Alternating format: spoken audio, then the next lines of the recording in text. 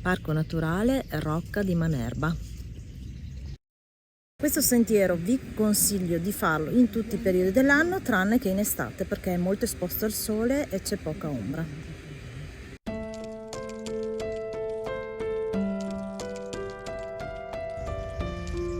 Allora, attraversato una parte di strada asfaltata nel centro del paese di Manerba, si arriva a questa indicazione. Poi per tutto quanto il percorso spiegato e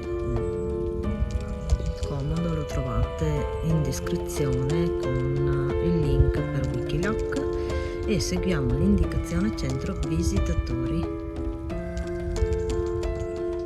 Bene, da una parte abbiamo il lago che si vede attraverso le piante e noi proseguiamo su questa strada sterrata sulla destra degli uliveti.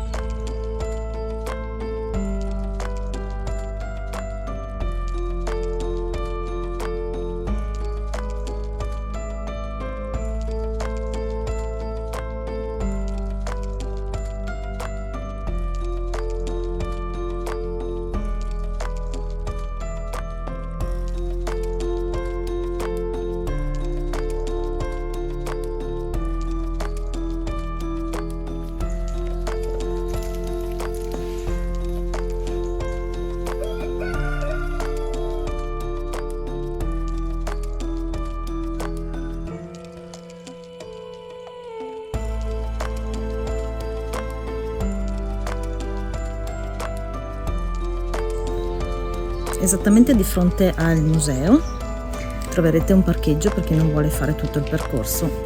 È più semplice, si parcheggia qua e si va solo direttamente alla rocca. Noi invece proseguiamo per il nostro percorso. Qui ci sono vari sentieri, poi quando siamo in cima vi spiego.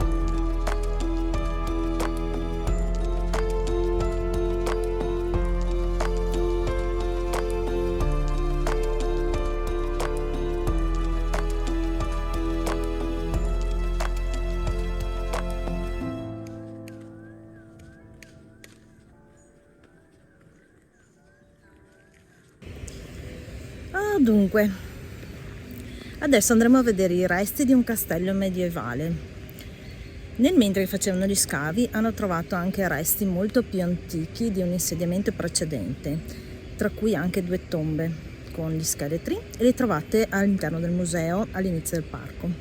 Se lo desiderate potete visitarlo e vi metterò il link sotto in descrizione, che così vedrete sia le date che gli orari. Come potete vedere dietro di me c'è la rocca dove c'è la croce in cima, e poi ci aspetta una sorpresa perché noi proseguiremo dopo la rocca, andremo a Punta Sasso, e da Punta Sasso c'è un panorama strepitoso.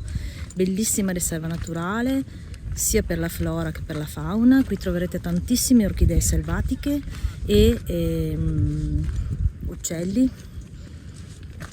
Inoltre ho scoperto che è anche riserva naturale per quel che riguarda il lago, per la fauna lacustre.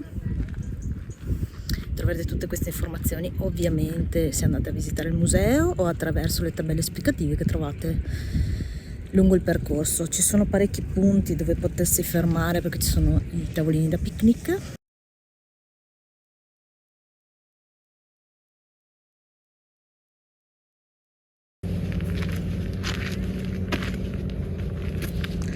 Ora abbiamo un sentiero attrezzato per arrivare a Punta Sasso, che è esattamente laggiù.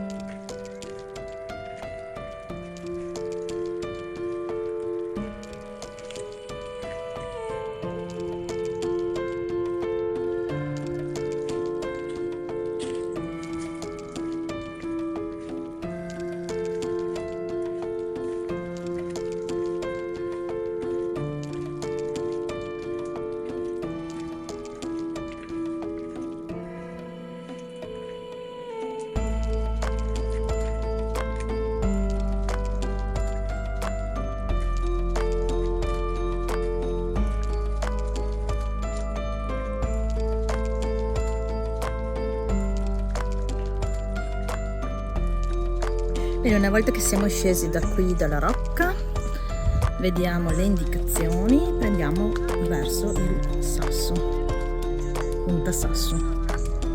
Poi se vedete qui sotto c'è Porto Dusano ed è esattamente poi il sentiero che noi faremo, 1 ora e 30 da qua, dal Quadrigli.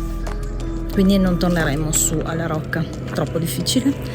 Però se avete parcheggiato la rocca potete venire fino a Punta Sasso e poi rientrare. È abbastanza difficoltoso perché ci sono tante rocce esposte, è attrezzato, però in alcuni punti è sceso,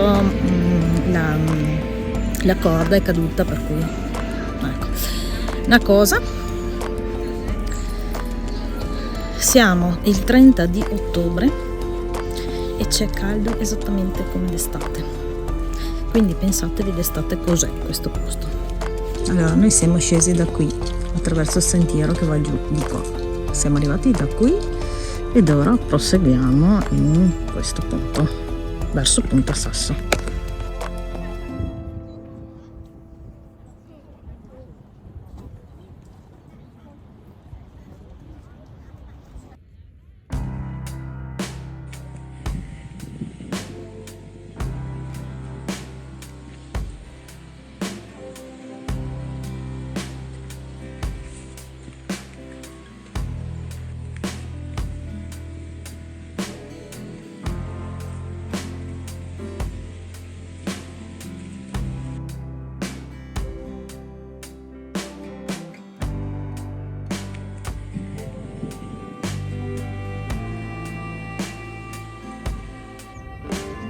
Qui dietro di me Monte Baldo e la parte veneta del lago.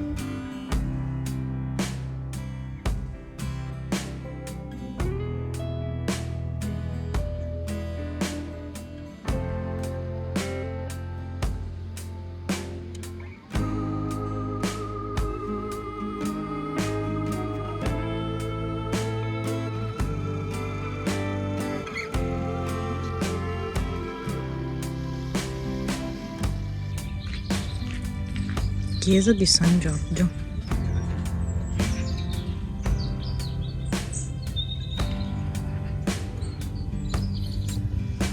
Allora, qui sulla destra, rispetto alla chiesa di San Giorgio, c'è la ciclabile che ci porta ad Usano. Oh, scusate, non era una ciclabile ma un vero e proprio sentiero. Infatti ci sono le scalette. Ok, vedi l'effetto della siccità.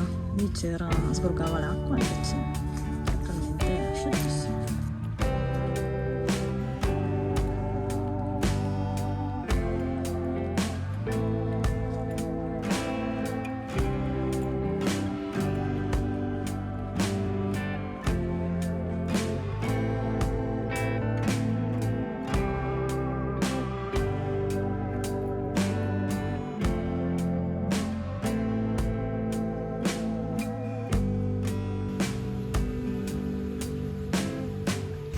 e sappiate che qui al porto di Dusano, se avete una barca fino a 15 metri potete trovare posteggio. Se invece l'avete più grande, complimenti, però qui non potete parcheggiare.